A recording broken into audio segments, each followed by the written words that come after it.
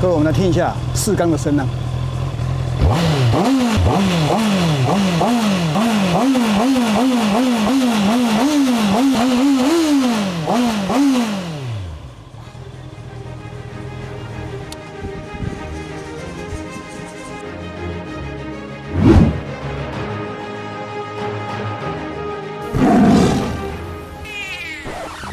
嗨，大家好，我是孟哥。今天这集是个全新的计划。平常我除了在拍机车旅行的影片以外啊，我决定要踏出新的一步了。我要来探索二手车的世界。为什么呢？因为这个也是个现实考量的问题啊。我的频道这2年来，现在要靠广告费啊或业配，要能够维持一个频道的开销，真的没那么容易。所以呢，我想说要来想办法帮频道增加点收入。除了平常骑车以外，我想买卖二手车也可以给我带来一些乐趣啊，这也是我的兴趣之一啊。那俗话说万事起头难嘛，一切总得要有个开始啊。那今天这一集呢，就由这台车 Honda 的 CB60啊来成为我们今天的开始吧。那希望这个企划能够长长久久下去，希望你们能够看着我成长，希望能够成长啊。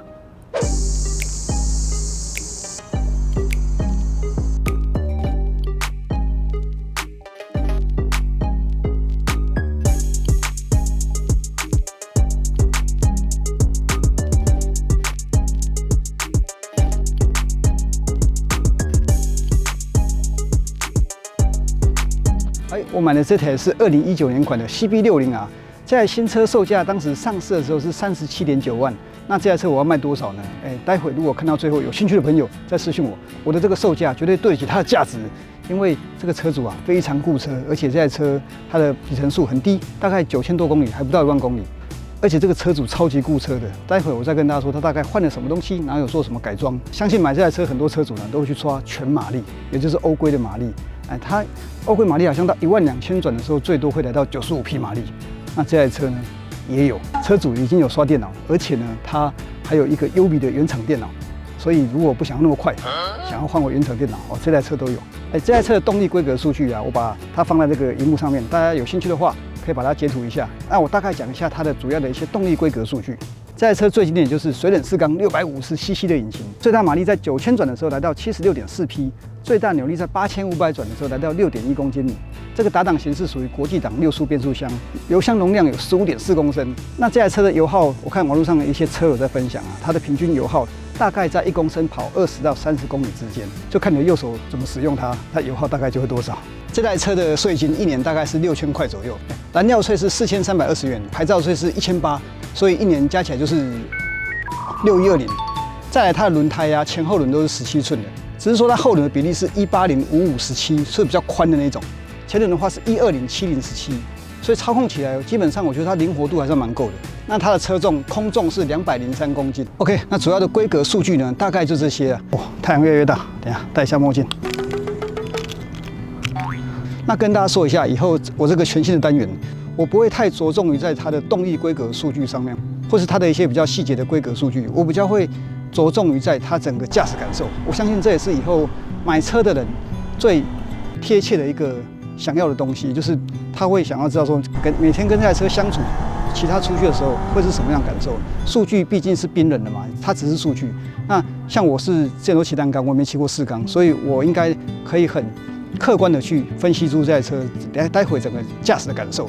那待会要去的那个测试的路线啊，算是我觉得很好测试一台车的一个很多方方面面的一条路线。一开始我会先下去我们基隆，应该是全台湾唯一的一座叫做虎仔山回车塔，它就是上跟下大概会绕8到9个圈圈，倾斜度都很大的。那应该可以测试这台车，可以看它的倾角表现啊，还有它到底好不好压车等等。再来上来之后会有一条大概200公尺的，我会测试一下直线加速。那再来我会在这个山区的附近的山路再跑一下，因为这边是我们的基隆地标比较高的地方嘛。最后我会走很刁钻的小路到市区里面。像这台车比较重，200公斤，在那种蜿蜒的小路上面，它的灵活表现如何？综合以上这整条路线这样驾驶起来啊，我相信可以很明确的知道说这台车会不会是你想要的。那在试车之前，我先来给大家看一下这个前车主大概换了些什么东西。各位，我们先来看一下龙头的部分。第一个，它有改端子键啊，这个也是觉得必改的，很经典的元素。然后再来这个车主呢，很喜欢金色的东西。我觉得这个金色的见仁见智，有些人很喜欢，有些人不那么喜欢。一开始其实我也没有很喜欢金的，但是注意看哦，它有点画龙点睛的感觉，就是这个车本身就是比较黑嘛，然后配上一点金色呢，你会觉得，整个车活泼了一点哦，比较亮。它很多地方都用一点小的金色的地方来做点缀。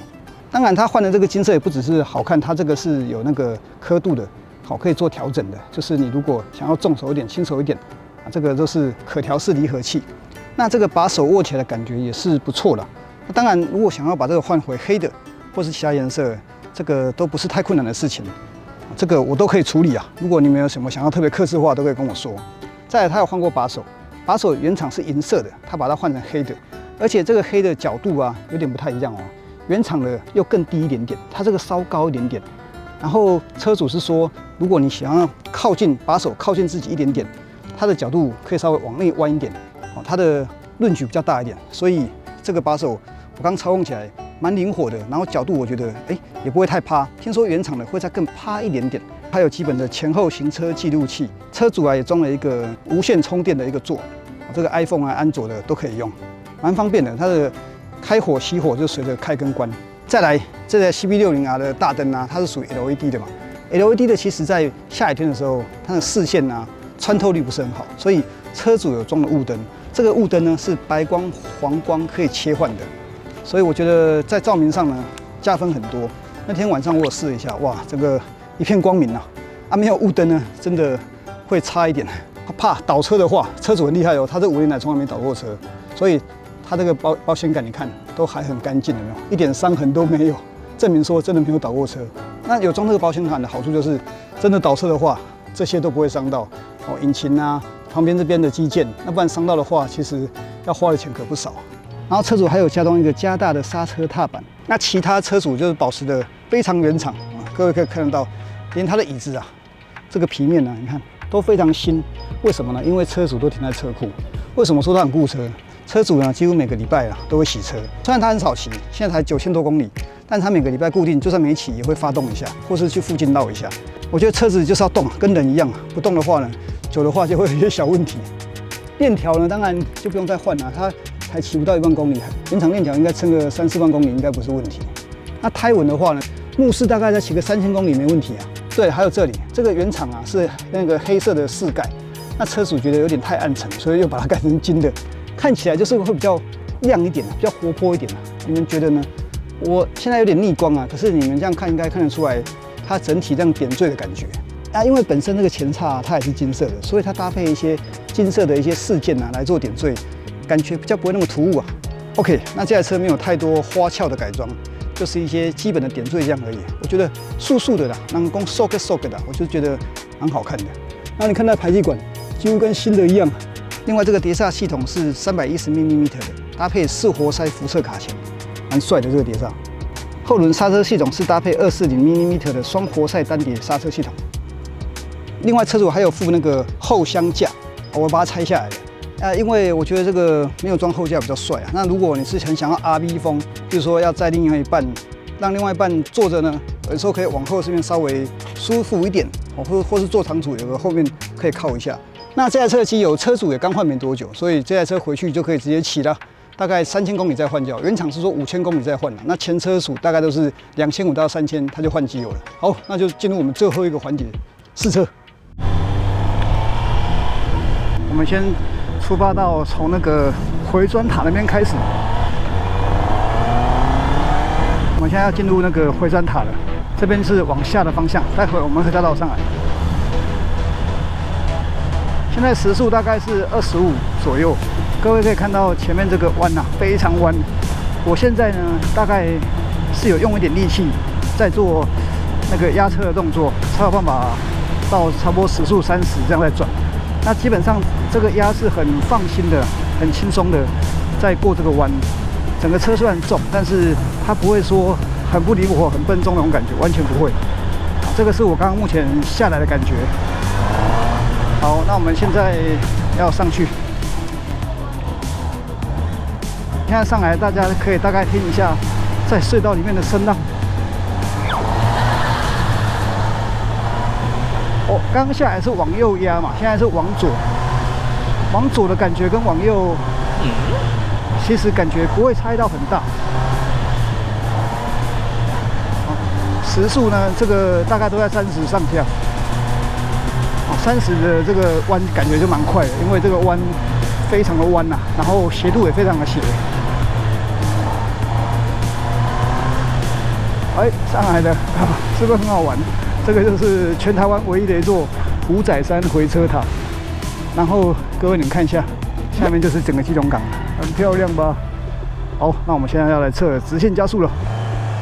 我现在收音，各位不晓得声浪听不听得清楚，因为麦克风是装在我的那个安全帽的下巴这边，应该还是可以听到声浪，因为这个排气管没有改，所以它的声浪大部分都来自于引擎，反而排气管声音没那么多。引擎在我的正下方，各位应该声音可以听得蛮清楚的。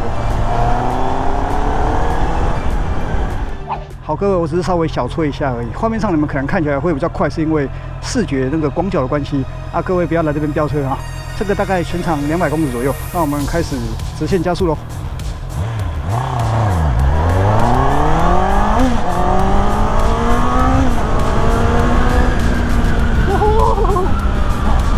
我吹到3档呢，就差不多快到尽头了。啊，各位可以想到这个车的力道有多赞了。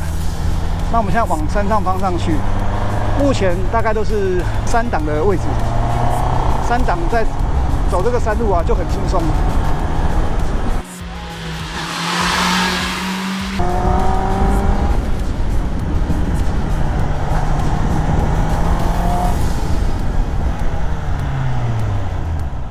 哇，各位看一下，很漂亮吧？这个是我以前读的国中，大德国中，每天上课啊都在看风景。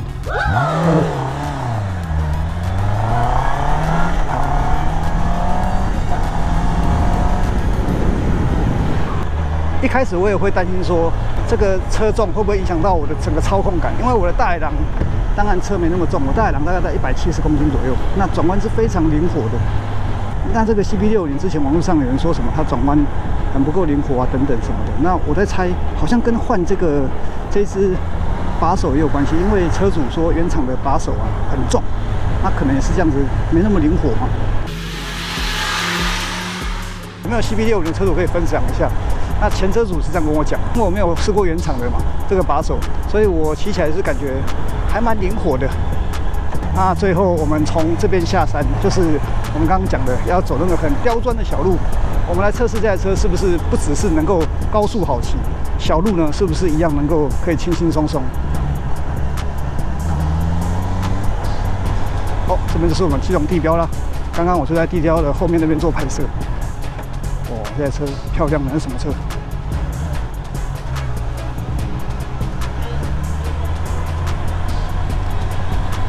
好，各位可以看到现在这个坡啊非常陡啊。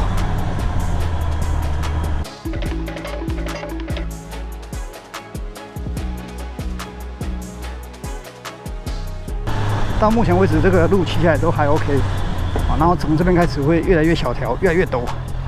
我不晓得你们这样画面看不看得出来，这个超陡的。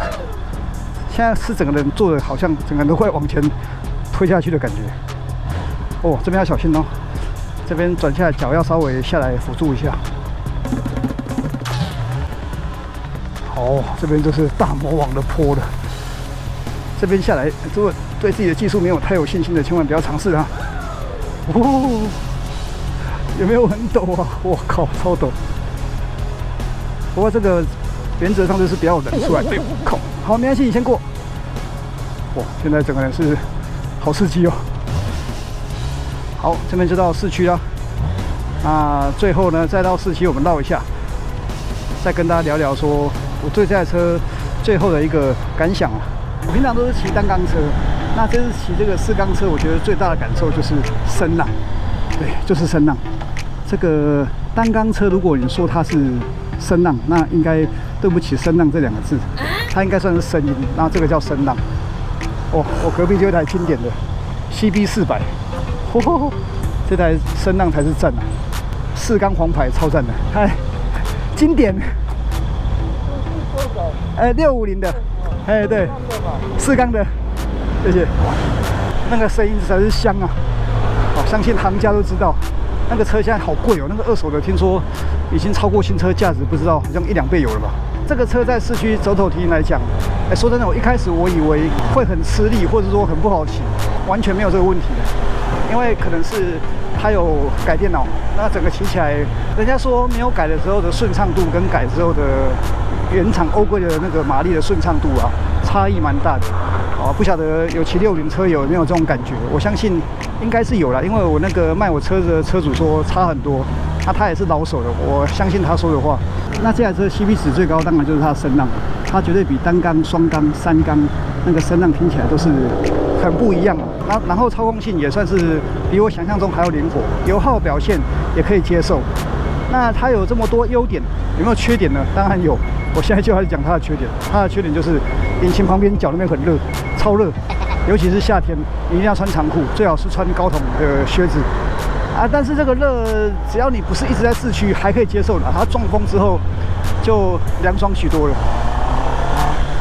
那其他的缺点，硬要我讲的话，我还真的没有特别找到，因为可能我相处不够久啊。但目前骑起来，整个感受是优点大于缺点。骑乘的坐姿啊，这个骑乘感是很好的。它的好不是说灵活那种好，是说它坐起来是舒服的。它的这个应该有点半战斗姿势吧，不是那种很趴的，也不是那种很 RV 的感觉，刚刚好。退档的声音。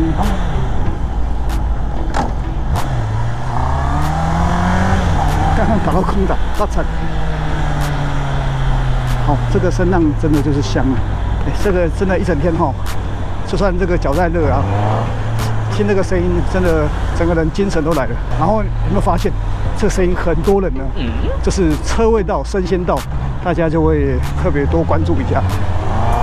所以想要享受稍微被人家关注的感觉呢，买这个车就对了。那你说它可不可以低调？可以，它也可以很低调。它可以，你看我现在这样子，轻轻的吹。不要转太大力，它就没什么声音，你就会可以很安静的到家，没有人发现你回家了。但是你要高调，你就是拉个2下，它就高调了。基本上它就是属于这种调性的车，应该可以说能文能武了。哦，对，还有一个我觉得也算是缺点嘛，就是它仪表板比较小。但其实我们平常在看的时速啊，我觉得数字够大，就是说仪表板做的小了一点点。但这样我看起来是觉得都看得清楚，然后在白天那种很艳阳高照的亮度也够，然后同时它旁边又有转速表，所以仪表板资讯蛮齐全的啊。但是就是小了一点点。现在外面坊间也有很多那种改装那种安卓机嘛，你要看导航啊或什么的，5寸6寸的，其实也都很方便啊。那今天这样整个介绍下来呢，如果对这台车有兴趣的啊，欢迎私讯我的粉专 FB， 搜寻我是孟哥，或者是下方资讯栏也有我的那个官方赖的连结，这2个管道都可以联络得到我。要看车，北部的话基本上我们都可以约看车，要我骑过去给你看也都没有问题。啊，我本身我是都在基隆比较多。那如果是中部南部的车也要过来看呢，坐车过来会比较方便啊，也顺便来基隆玩玩啊，买一些好吃的小吃给你们吃，也是不错。希望我这个新的企划就是能够为我这个频道注入一点心血啊，就是让我更有下去的动力啊。我对这个车子也是非常有兴趣，那也希望大家可以给我多多指教。如果觉得我哪边讲的不对或不好呢，都欢迎底下留言，有讲不对的我都会改进。那希望大家可以给我支持一下。希望大家如果有兴趣就来看车，不用不好意思，没有买没关系。当然就是看车嘛，看喜欢再买最重要。因为一台车是要陪伴你很久的。对车子的概念呢，如果只要好骑，它陪我个5年10年，我想都不是问题啊。而且这台车我相信它现在价格比较乱因为2024的新款出来嘛，那新款也没有说到特别的贵，那自然而然这一款呢就会稍微比较降价一点啦。但是我觉得是入手这台车的好时机。因为它再过几年，我相信它价格不会降太多，大概就维持在10几万这样。那之后我应该会再拍几台车，我会稍微7元一点，会列入机车旅行的系列吧。如果还没卖掉的话，还有一台最近买了一台三洋的大洋 GTS 300i Sport 版，我那台车也是人数不多，然后车主也是保养的很好，跟这台车同个车主。那个车主一次卖我2台，最后不只是要买车可以找我，要卖车也可以找我哦。那不管买卖有没有成，当我交个朋友也不错啊，因为我本身我也很爱交朋友啊。那大家能够认识的都是缘分啊。那我要回去上班了。今天这集差不多到这边，下期见啦，各位拜拜。呼呼